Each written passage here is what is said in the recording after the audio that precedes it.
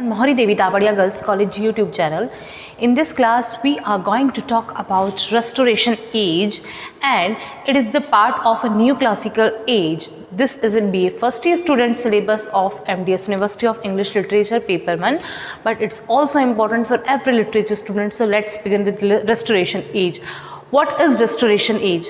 This age is also known as age of Dryden, and this is the part of neoclassical age. We already talked about in the previous video of neoclassical age, so you can watch this video, neoclassical age. So restoration age running from 1660 to 1700.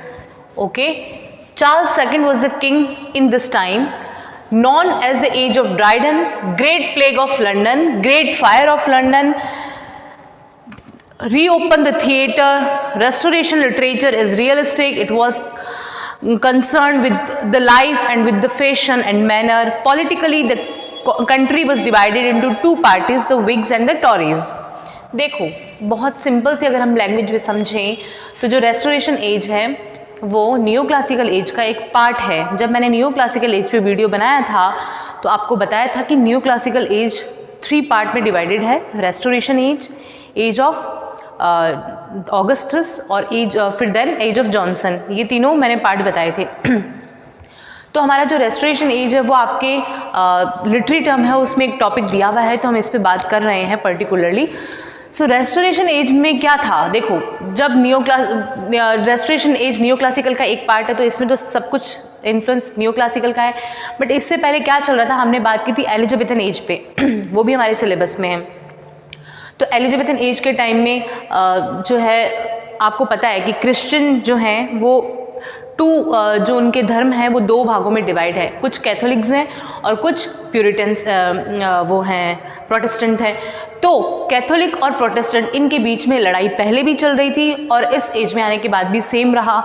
60% लोग Catholics हैं, बाकी वो हैं Protestant हैं. तो देखो इसमें क्या चल रहा था रेस्टोरेशन एज के टाइम में. रेस्टोरेशन एज जो है वो 1660 से 1700 तक इसका एज माना जाता है. इस एज में चार्ल्स सेकंड जो थे वो किंग थे. चार्ल्स सेकंड खुद को बता रहे थे कि मैं जो हूँ क्या हूँ, प्रोटेस्टेंट हूँ, पर ऐसा माना जाता है कि वो हाइड में कैथोलिक ही थे, बस वो शो कर रहे थे ऐसा. और जो चार्ल्स सेकंड है उनके टाइम में और क्या हो रहा था, जो हमारा लिटरेचर था वो रियलिस्टिक लिटरेचर था. अब जो है इमेजिनेशन पे बात बंद हो गई थी, ज़्यादातर रियल चीज़ों को ऑब्जर्व करके लिखा जाना शुरू किया गया.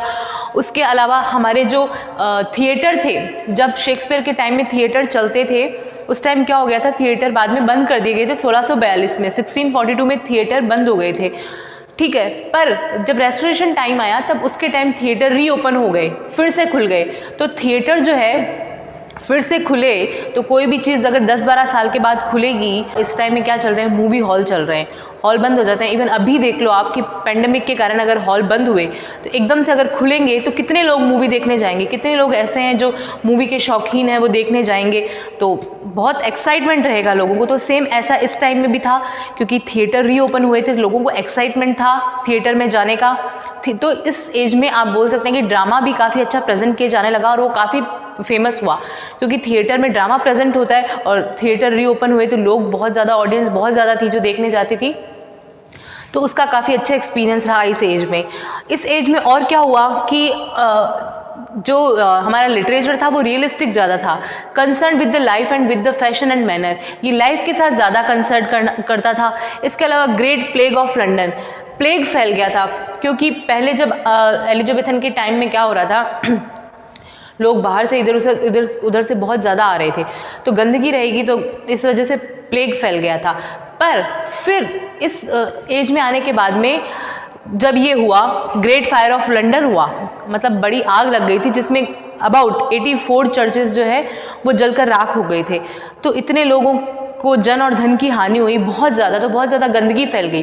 गंदगी फैलने की वजह से सफाई रहने लग गई थी. सफाई रहने की वजह से प्लेग जो है उसका थोड़ा कम हो गया था इम्पैक्ट, ज़्यादा इफेक्ट नहीं कर रहा था प्लेग, ठीक है.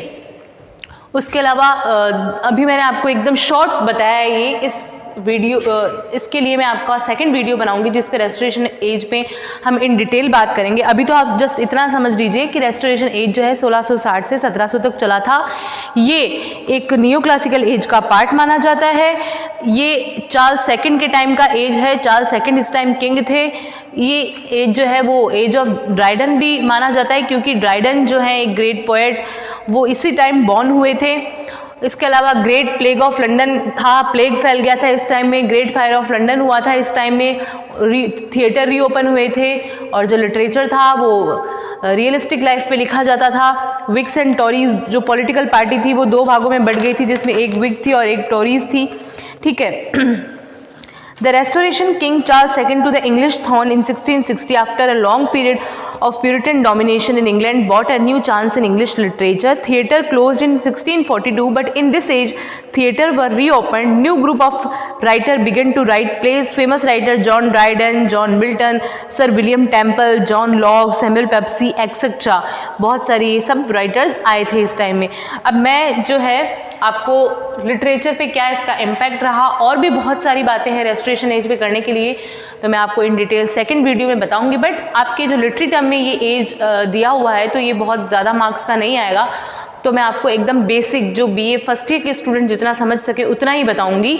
तो आप जो है इसको ग्लॉसरी में भी देख सकते हैं, और सेकंड वीडियो के लिए आप वेट करें। सेकंड वीडियो में हम बात करेंगे इन डिटेल रेस्टोरेशन एज पे। Thank you.